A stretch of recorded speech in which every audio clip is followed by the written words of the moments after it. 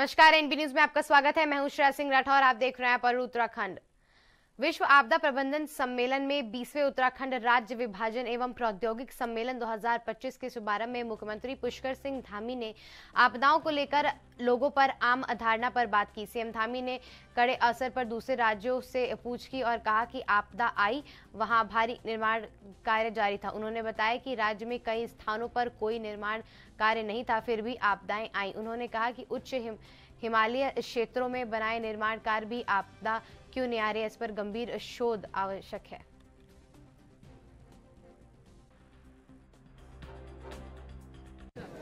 मैंने दिल्ली एक स्थान के लिए केवल दिल्ली नहीं कहा, मैंने कहा दिल्ली गया तो मुझे कुछ लोग मिले, लेकिन अन्य जगह से भी लोगों के मुझे फ़ोन आते थे कि क्या ज़्यादा निर्माण कार्य तो नहीं हुए हैं वहाँ पर, ऐसा तो नहीं हुआ है। लेकिन बहुत सारे स्थानों पर कोई निर्माण कार्य नहीं हुआ और कोई स्ट्रक्चर ऐसा नहीं बना, लेकिन उसके बावजूद भी वहाँ पर बादल फटे हैं, वहाँ भूस्खलन आया है, नुकसान हुआ है। तो हमने कहा कि इसमें शोध की आवश्यकता है कि आखिर इसके पीछे क्या कारण है कि ऐसे ऐसे क्षेत्रों में जो उच्च हिमालयी क्षेत्र है जहाँ पर कोई निर्माण कार्य नहीं है, फिर भी वहाँ पर मुख्यमंत्री पुष्कर सिंह धामी ने हरियाणा के कुरुक्षेत्र में आयोजित अंतर्राष्ट्रीय गीता महोत्सव में भाग लेना और श्री भागवत गीता के महत्व को रेखांकित करते हुए कहा कि उत्तराखंड सरकार ने राज्य के सभी विद्यालयों में गीता श्लोक के पाठ अनिवार्य कर दिए हैं। उन्होंने प्रधानमंत्री मोदी के नेतृत्व में भारत में सांस्कृतिक पूर्ण जागृति पर गर्व व्यक्त की। मुख्यमंत्री ने बताया कि देश भूमि में उत्तराखंड सांस्कृतिक मूल्यों बनने के लिए जनवत धरना स्थल के खिलाफ सख्त कानून लागू किए जा रहे हैं और सम्मान नागरिक संहिता को भी लागू किया जाएगा। दो देश के लिए एक मिसाल है।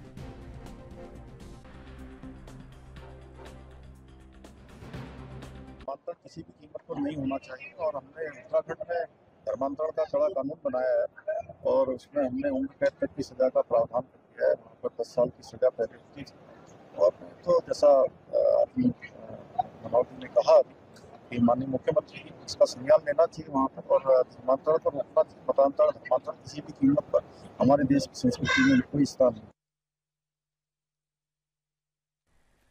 प्रधानमंत्री मोदी ने आज अपने मासिक रेडियो कार्यक्रम मन की बात में 128वें एपिसोड पर भारत को संबोधित किया। इस दौरान पीएम मोदी ने देश की प्रेरणादायक उपलब्धियों को बताते हुए भारत की ऊर्जा पर जोर दिया। उन्होंने उत्तराखंड में तेजी से बढ़ रहे विंटर टूरिज्म को, ड्रोन पर्यटक और युवाओं को देखेगा नए नवाचार को सराहा।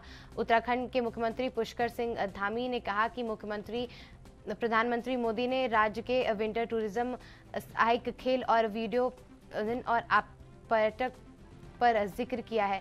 राज्य के प्रति उनके स्नेह को प्रकट किया है। इससे प्रदेश में पर्यटक क्षेत्र में नई दिशा मिलेगी। सीएम धामी ने प्रधानमंत्री मोदी का आभार व्यक्त किया। मुझे खुशी है इन दिनों उत्तराखंड का विंटर टूरिज्म लोगों को बहुत आकर्षित कर रहा है।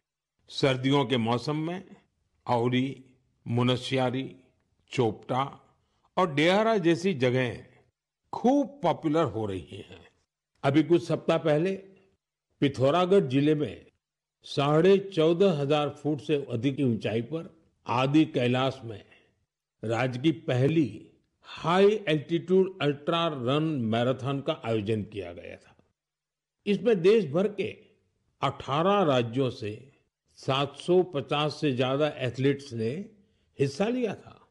60 किलोमीटर लंबी आदि कैलाश परिक्रमा रन का प्रारंभ कड़कड़ाती सर्दी में सुबह 5 बजे हुआ था। इतनी ठंड के बावजूद भी लोगों का उत्साह देखते ही बनता था। आदि कैलाश की यात्रा पर जहां 3 साल पहले तक मात्र 2000 से कम पर्यटक आते थे, अब यह संख्या भी बढ़कर 30,000 से अधिक हो गई है। साथियों, कुछ ही हफ्तों में उत्तराखंड में विंटर गेम्स का आयोजन भी होना है। देश भर के खिलाड़ी, एडवेंचर प्रेमी और खेलों से जुड़े लोग इस आयोजन को लेकर उत्साहित हैं। स्कीइंग हो या स्नोबोर्डिंग, बर्फ पर होने वाले कई खेलों की तैयारियां शुरू हो चुकी हैं। उत्तराखंड ने विंटर टूरिज्म को बढ़ाने के लिए कनेक्टिविटी और इंफ्रास्ट्रक्चर पर भी फोकस किया है। होम स्टे को लेकर नई पॉलिसी भी बनाई गई है। साथियों, सर्दियों में बेड इन इंडिया अभियान की भी अलग धूम होती है। सर्दियों की सुनहरी धूप हो, पहाड़ से उतरते कोहरे की चादर हो, डेस्टिनेशन वेडिंग के लिए पहाड़ भी अब खूब पॉपुलर हो रहे हैं। कई शादियां तो अब खास तौर पर गंगा जी के किनारे हो रही है। साथियों, सर्दियों के इन दिनों में हिमालय की वादियां एक ऐसे अनुभव का हिस्सा बन जाती हैं जो जीवन भर साथ रहता है। अगर आप इस सर्दी में कहीं जाने का विचार कर रहे हैं तो हिमालय की वादियों का विकल्प जरूर रखिएगा। देहरादून के जिलाधिकारी सवीन बंसल ने कलेक्टर सभागार में राइफल क्लब फंड में 7 जरूरतमंद लोगों को आर्थिक सहायता प्रदान की। इस पहल के तहत चिकित्सा, मानक मरम्मत और अन्य आवश्यकताओं के लिए चेक विस्तृत किए गए। जिलाधिकारी ने ये एक महत्वपूर्ण कदम है क्योंकि उनके इस फंड का उपयोग मुख्य रूप से हथियारों के लाइसेंस और नवीनीकरण के लिए होता है।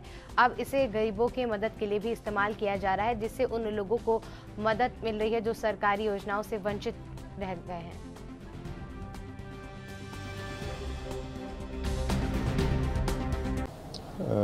देखिए, ऐसे समाज वर्ग में कई ऐसे फैमिलीज हैं, परिवार हैं जिसमें कोई फैमिली ट्रेजेडी हो गई है या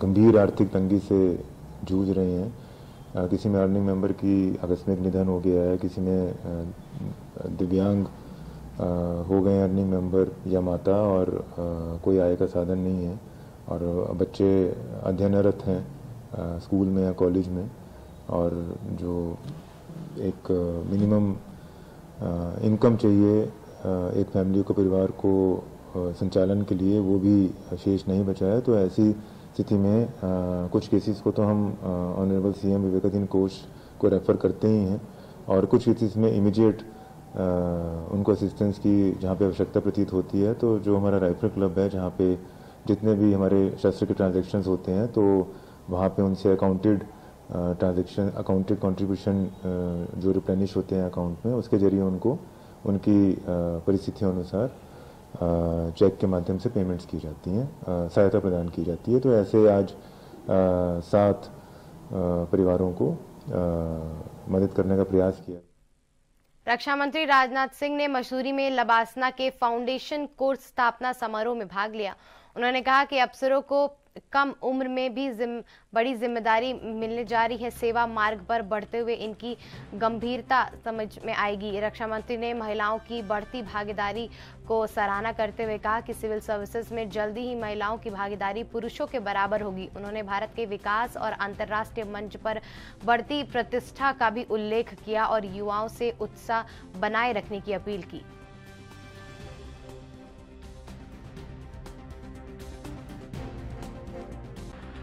हर कार्य से करोड़ों जीवन जुड़े हुए, करोड़ों सपने जुड़े हुए। आपके का कार्य देश का भविष्य निर्धारित करते हैं, लोगों के जीवन की दिशा निर्धारित करते हैं। इसका उदाहरण यदि मैं आपको दूं तो आप देखिए, अभी हाल में ही जो ऑपरेशन सिंदूर हुआ, हमारी सेनाओं ने पाकिस्तान बेस्ड टेररिस्ट कैंप्स को तबाह कर दिया। हालांकि हमने बेहद संतुलित उत्तर दिया था, बहुत ही बैलेंस तरीके से उत्तर दिया था और हमारा जवाब एस्केलेटरी नहीं था। लेकिन पाकिस्तान के रवैये ने ऑपरेशन सिंदूर के बाद बॉर्डर पर सिचुएशन को नॉर्मल नहीं रहने दिया। इस दौरान जिस तरह से देश भर में मॉक ड्रिल्स हुए थे और हमारे एडमिनिस्ट्रेटिव ऑफिसर्स ने उस मॉक ड्रिल को सक्सेसफुली जनता तक समझाते हुए पहुंचाया था, वह आप सबके लोक सेवक होने का एक ब्रिलियंट एग्जाम्पल है। और आप सबको भी भविष्य में होने वाले ऐसे किसी भी स्थिति के लिए अपने आप को, मैं मानता हूं, मानसिक रूप से।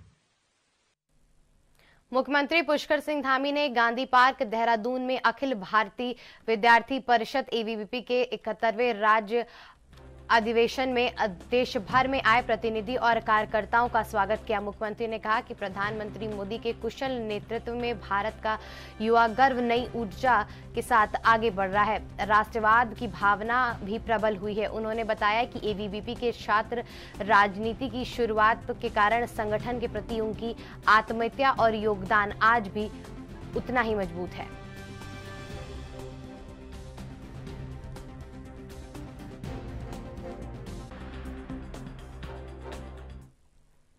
मुख्यमंत्री पुष्कर सिंह धामी ने रोपाई सत्र 2025-26 के लिए उत्तराखंड राज्य की चीनी मिलों के द्वारा गन्ने के राज्य परवशिर मूल्य पर वर की स्वीकार्यता दी। इस वर्ष गन्ना किसानों को उनकी उचित और उन्नत के समय मूल्य मिलेगा। आगाती प्रजाति के मूल्य 4005 प्रति कुंटल के सामान्य प्रजाति में 370 प्रति कुंटल निर्धारित किए जाएंगे, जो पिछले वर्ष से अधिक। मुख्यमंत्री धामी ने किसानों के आर्थिक सशक्तिकरण और उनके आय बढ़ाने के लिए राज्य सरकार के प्रतिबद्धता को दोहराया और कर केंद्रों पर सुविधाजनक और समयबद्ध भुगतान सुनिश्चित करने के निर्देश दिए हैं।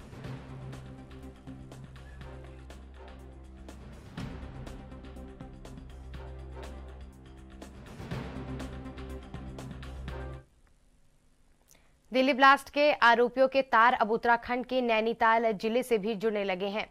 आईएनएस दिल्ली पुलिस, एसटीएफ और स्थानीय पुलिस ने संयुक्त कार्रवाई करते हुए हल्द्वानी में बुलंदपुर क्षेत्र में मस्जिद में इमाम मौलाना मोहम्मद असीम अमी और इलेक्ट्रीशियन नए कमाल की हिरासत में लिया है। इसके अलावा नैनीताल के तलार क्षेत्र में मौलाना मोहम्मद आई को भी पकड़ा गया है। एपीएस मुताबिक दिल्ली ब्लास्ट के कनेक्शन की नई संदिग्ध नंबर मिल रहे हैं, जिसके आधार पर कार्रवाई की जांच की जा रही है और आतंकी फंडिंग से जुड़े मामले भी सामने आ सकते हैं।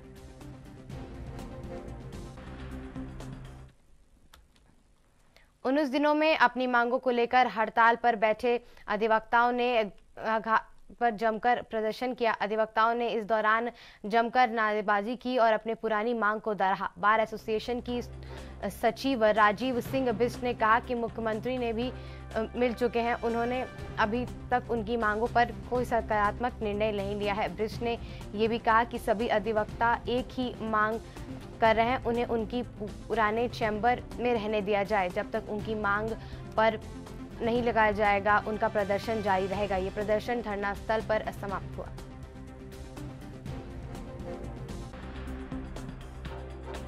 मुख्यमंत्री से भी लगातार मुलाकातें कर रहे, तो क्या पिछले 19 दिनों में 2 बार हमारी माननीय मुख्यमंत्री जी से वार्तालाप हो चुकी है और पिछले 2 बार यहाँ, एक बार जिलाधिकारी महोदय और एक बार गृह सचिव साहब यहाँ पर शैलेश बगोली जी धरना स्थल पर आ चुके हैं।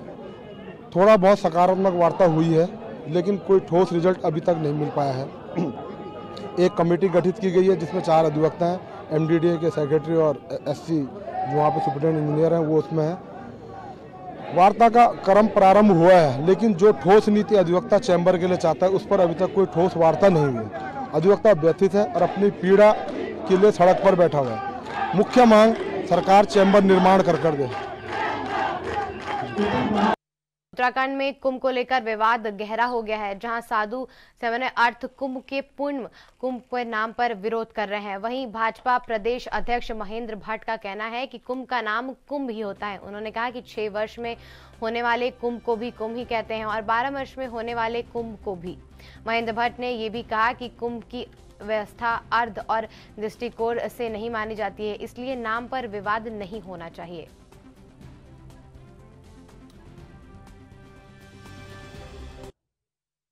नाम कुंभ ही होता है और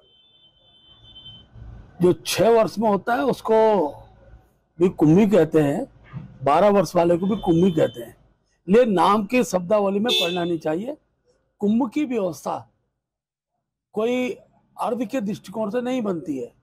कुंभ की व्यवस्था बनेगी तो उसी आधार पर बनेगी जिस आधार पर कुंभ का आयोजन 12 वर्ष में होता है। इसलिए व्यवस्थाओं की दृष्टि से अगर उसे कुंभ कहा जा रहा है तो कांग्रेस पर उस पर आपत्ति नहीं करनी चाहिए।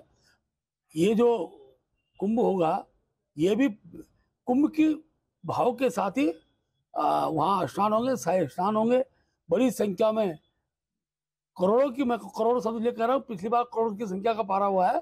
इसी संख्या में अगर लोग आते हैं, श्रद्धालु आते हैं, तो हम इस कुंभ को भी बहुत व्यापक रूप से संपन्न कराएंगे। उधम सिंह नगर जिले के किक्षा में जिला विकास प्राधिकरण की सख्त कार्रवाई देखी गई है।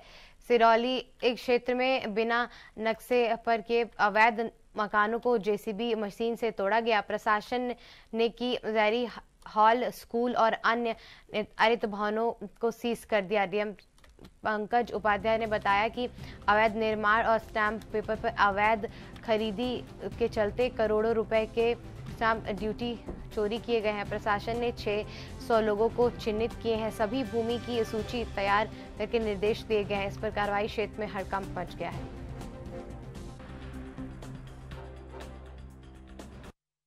कि सब में प्लाटिंग हुई है। निश्चित तौर पर कुछ प्लाटिंग पुराने भी लग रहे हैं, लेकिन अभी जो हमने 2 गलियों का निरीक्षण किया उसमें करीब 12 मकान रेजिडेंशियल अंडर कंस्ट्रक्शन पाए गए हैं। एक बैंकेट हॉल अंडर कंस्ट्रक्शन पाया गया है, एक कमर्शियल बिल्डिंग अंडर कंस्ट्रक्शन पाया गया और एक स्कूल का 2य तल अंडर कंस्ट्रक्शन पाया गया है। ये प्राधिकरण के लिए भी गंभीर विषय है कि यहाँ पर जेई ने लगातार चालान तो किए हैं, लेकिन वो सील करने में विफल रहे हैं, उसको ध्वस्तीकरण कराने में विफल रहे हैं, निर्माण को रुकवाने में विफल रहे हैं। तो निश्चित तौर पे मैं इसके संबंध में उच्च अधिकारियों से को रिपोर्ट प्रस्तुत करूंगा और उसमें जो भी वैधानिक कार्रवाई की जाएगी। हमारे जो कर्मचारी हैं जिनका फेल्योर रहा है इसमें, उनके खिलाफ भी कार्रवाई की जाएगी। दूसरा, अभी मैंने कमर्शियल बिल्डिंग को सील करा दिया है, स्कूल की बिल्डिंग भी सील हो रही है और बैंकेट हॉल को सील कर रहे हैं। इनको सुनवाई का अवसर देंगे, क्योंकि निजी जमीन है तो इनको अवसर दिया जाएगा पूरा सुनवाई का। उसके बाद भी यदि ये पात्र नहीं पाए जाएंगे तो ध्वस्तीकरण की कार्रवाई की जाएगी। उसके अलावा अभी हम आगे बढ़ रहे हैं और जो तस्वीर मुझे दिखाई पड़ रही है उसमें यहाँ पर अवैध तरीके से जमीन की खरीद फरोख्त और अवैध तरीके से निर्माण, दोनों बड़े पैमाने पाए गए हैं। विद्युत विभाग के लोग मेरे पास हैं। अभी जो बिल्डिंग पिछले 2-3 महीनों में भी बन रही है उनमें बिजली का कनेक्शन दे दिया गया। निश्चित तौर पे कहीं न कहीं बिना मानचित्र स्वीकृत कराए जो बिजली कनेक्शन दिए जा रहे हैं उससे भी अवैध कंस्ट्रक्शन करने वालों को प्रोत्साहन मिल रहा है। तो मैंने उनसे अपेक्षा करी भी मौखिक रूप से और मैं लिखित रूप में भी अपेक्षा करूंगा कि जहाँ तक प्राधिकरण क्षेत्र है वहाँ पर जब तक मानचित्र किसी स्वीकृत नहीं हो जाता तब तक बिजली कनेक्शन न दिए जाए, क्योंकि कहीं न कहीं वो भी अवैध। उत्तराखंड पलायन आयोग की नई रिपोर्ट में कहा गया है कि अगस्त में 2025 में 6,269 लोगों के साथ पलायन कर चुके हैं। इन लोगों ने कृषि, पशुपालन, तैती, पर्यटक और होमस्टे जैसे क्षेत्रों में गांव की नई आजीविका शुरू की है। में थरौली में ब्लॉक में सबसे अधिक 300 लोग लौटे हैं, जबकि देशों से 169 लोग आए हैं। आयोगों का मानना है कि रिसर्च पलायन राज्य सकारात्मक बताने का संकेत है। आयोग अब इन लोगों को अनुभव में सरकारी योजनाओं से जोड़कर गांव में रोजगार के नए विकल्प तैयार करने की दिशा में काम करेगा।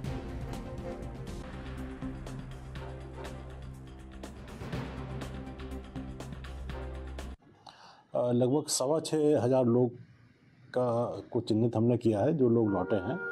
ज़्यादातर लोग वो हैं जो कोविड में लौटे, लेकिन कुछ लोग कोविड से पहले भी लौट गए थे, कुछ लोग अभी हाल 2-3 सालों में भी लौटे हैं और अपना कारोबार कर रहे हैं। रिवर्स पलायन हम उनको मान रहे हैं जो गांव से गए थे और गांव लौटे हैं या गांव के आसपास के क्षेत्रों में लौटे हैं। शहरी क्षेत्रों में लौटे उसको हम रिवर्स माइग्रेशन नहीं मान रहे हैं और बड़ा अच्छा इसमें आंकड़े आ रहे हैं। लोग विभिन्न कार्य कर रहे थे जो जाके यहाँ से और लौट के भी फिर विभिन्न कार्य कर रहे हैं। ज़्यादातर लोग बागवानी, कृषि, मत्स्य, मुर्गी पालन, बकरी पालन में लगे हैं।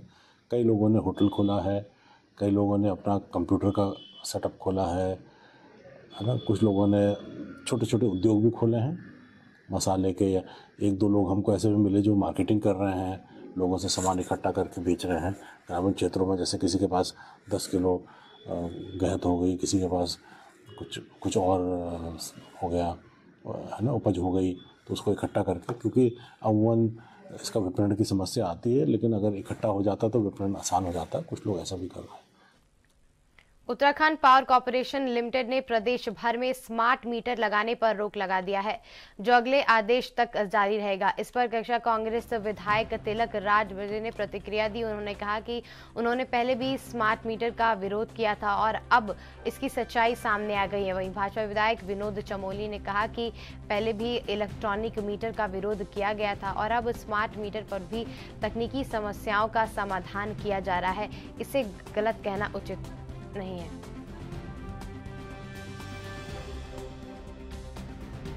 पहले भी कहा था स्मार्ट मीटर गरीबों का खून चूसने वाला है, स्मार्ट मीटर नहीं लगने चाहिए, विरोध किया था। सड़क से लेकर पहले मीटर तोड़े, फिर सड़क पे लड़ाई लड़ी, फिर वहां तक गए, विधानसभा तक। और आज सरकार पुनर्विचार करने को एमडी तैयार है, कह रहे हैं कि इसके बिल ज्यादा आ रहे हैं, हम इसकी जांच करेंगे। अरे बिल तो आएंगे ही ज्यादा, ये मीटर ही इसी टाइप का बना हुआ है लूटने के लिए। ये जनता की लड़ाई की पर मोहर लगी है, ये जनता की लड़ाई है जो जीती गई है, और आगे भी फिर दोबारा लड़ाएंगे तो फिर इस लड़ाई को लड़ा जाएगा। मीटर नहीं लगने देंगे, विरोध इसका जारी रहेगा। ऐसा नहीं है, जब इलेक्ट्रॉनिक में मीटर लगे थे तब भी कुछ लोगों ने उसका विरोध करने का प्रयास किया था, और मैं तो वो व्यक्ति था जिसने सबसे पहले वो लगवाया था अपने क्षेत्र में, और उसके बाद से आज तक वो चल रहे हैं, कोई दिक्कत हमको ऐसी आई नहीं है। ऐसे स्मार्ट मीटर का भी एक इशू आया था, विधानसभा में भी पूरी चर्चा इस पर हुई और बताया गया था भाई स्मार्ट मीटर किस तरह से काम करेंगे और पोस्ट पेड होंगे। पहले डाउट था कि प्रीपेड होंगे तो अगर मान लो पेमेंट नहीं है तो उस देर बिजली नहीं चलेगी, ऐसा करके एक संशय था, तो विधानसभा में स्पष्ट कर दिया गया था। और अगर कोई टेक्निकल कोई कमी है, कोई फॉल्ट है तो वो दूर किया जाएगा, तो टेक्निकल चीजें हैं। लेकिन स्मार्ट मीटर लगाना गलत है ये कहना उचित नहीं। आज टेक्नोलॉजी कहाँ से कहाँ तक पहुंच गई है, अब नई टेक्नोलॉजी को हमको अडॉप्ट करना चाहिए। अभी आप देखो ना, ये पेटीएम वगैरह के माध्यम से हम दुनिया में सबसे अधिक ट्रांजेक्शन कर रहे हैं डिजिटल पेमेंट के रूप में, तो देश वहां तक पहुंच गया है। तो हमको जो नई टेक्नोलॉजी इंट्रोड्यूस हो रही हैं उनका लाभ उठाना चाहिए, उसके प्रति नेगेटिव भाव रखना ठीक नहीं है। उत्तराखंड राज्य महिला आयोग के अध्यक्ष कुसुम खंडेवाल ने महिलाओं की सुरक्षा को लेकर एक महत्वपूर्ण बयान दिया है। उन्होंने कहा कि राज्य महिला आयोग महिलाओं के अधिकारों की रक्षा के लिए गंभीर है और कई भी महिलाओं से हिंसा नहीं होने दी जाएगी। कुसुम खंडेवाल ने बताया कि अब महिला अपनी शिकायत हेल्पलाइन नंबर पर व्हाट्सएप या फोन के माध्यम से दर्ज करा सकती हैं। इस नंबर पर दर्ज करने की शिकायत राज्य महिला आयोग तत्काल कार्रवाई करेगी। ये कुसुम महिला आयोग सुरक्षा अन्य न्याय प्रदान करने के लिए उठाया गया है।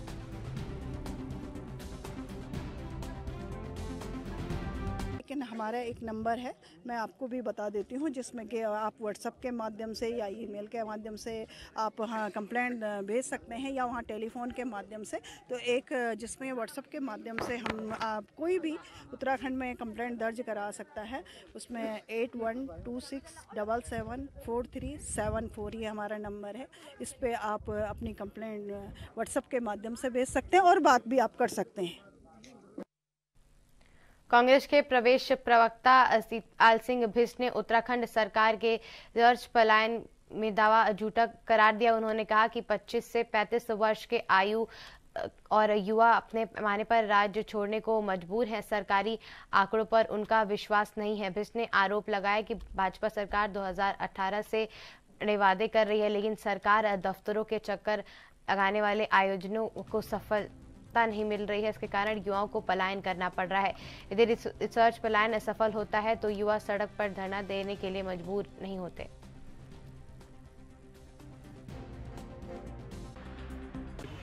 देखिए, ये सरकारी आंकड़े हैं, इन पे युवा ही भरोसा नहीं करेंगे।